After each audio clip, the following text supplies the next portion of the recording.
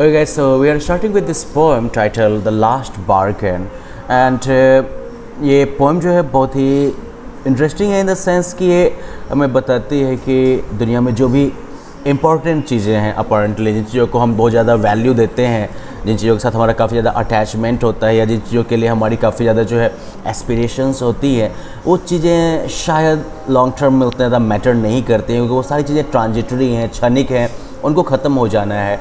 और बहुत ही सिंपल सी चीज़ें like innocence and everything, innocence ये शायद जो है इन सबसे ज़्यादा एंड्योरिंग हो सकता है, इनसे ज़्यादा टिकाऊ हो सकता है। ओके, ये पोएम जो है इसी कॉन्ट्रास्ट को दिखाता है, पावर, मनी, फिजिकल ब्यूटी और इनोसेंस के बीच के कॉन्ट्रास्ट को दिखाता है।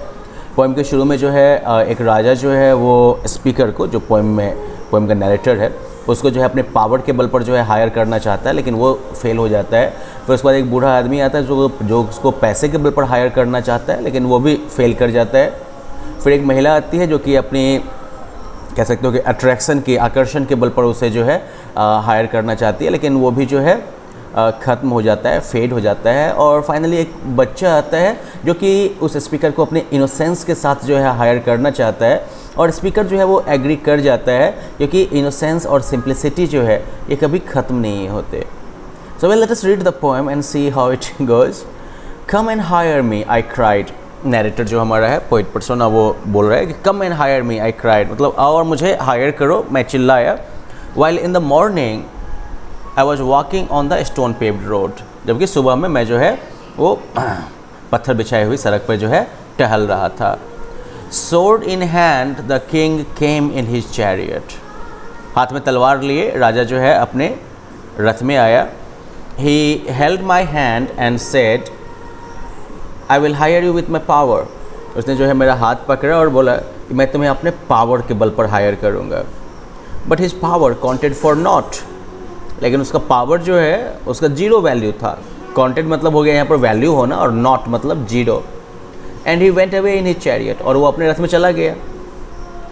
In the heat of the mid day the houses stood with shut doors, दोपहर की धूप में घर जो थे वो दरवाजे बंद करके जो है खड़े थे। I wandered along the crooked lane, और मैं जो है उन टेढ़ी मेढ़ी गलियों में भटकता रहा, चलता रहा। An old man came out with his bag of gold, एक बूढ़ा आदमी जो है वो अपने सोने का थैला लेके आया। ही पोंडर्ड एंड सेड, उसने विचार किया और बोला I will hire you with my money, मैं तुम्हें अपने पैसे के बल पर जो है हायर कर लूँगा। He waited his coins one by one, उसने जो है एक एक करके अपने सिक्के का वजन किया। आई टर्न अवे, मैं पलट के चल दिया उधर से।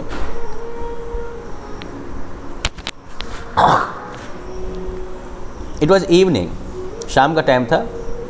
The garden hedge was all a flower, garden के किनारे में जो हेज लगा हुआ था पूरा खिला हुआ था एकदम से।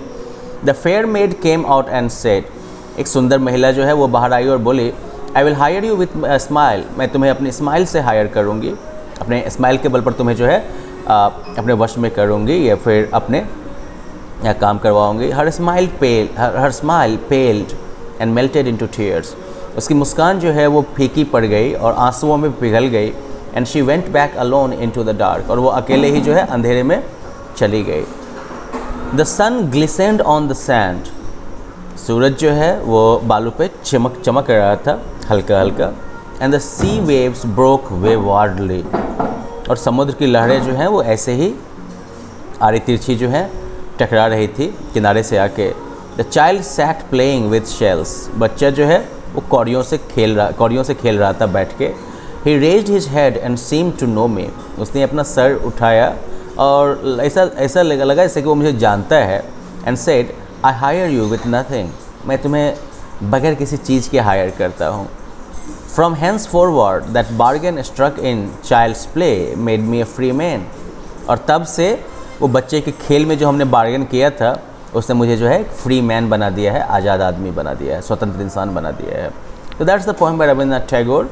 वो एक कवि थे, उपन्यासकार थे, म्यूजिक कंपोजर थे, नाट्यकार थे, और इसके अलावा जो है कलाकार भी थे। वो जनगण मन जो है वो भी उन्होंने लिखा था। ओके, रविंद्रनाथ टैगोर जो है उनको गुरुदेव भी कहते हैं, उन्होंने इंडिया का नेशनल एंथम जनगण मन भी लिखा। उनको जो है नोबेल प्राइज़ दिया गया था लिटरेचर के फील्ड में। नोबेल प्राइज़ जो है अपने आप में सब दुनिया के सबसे प्रतिष्ठित पुरस्कार में से है और इनको साहित्य के लिए ये पुरस्कार जो है 1913 में दिया गया था। टैगोर जो थे वो भारत के स्वतंत्रता संग्राम के बिल्कुल पीक के टाइम में जो है रहे थे और वो जो है अपने देशवासियों को इस संघर्ष के दरमियान में उत्साहित करने के लिए लिखते थे।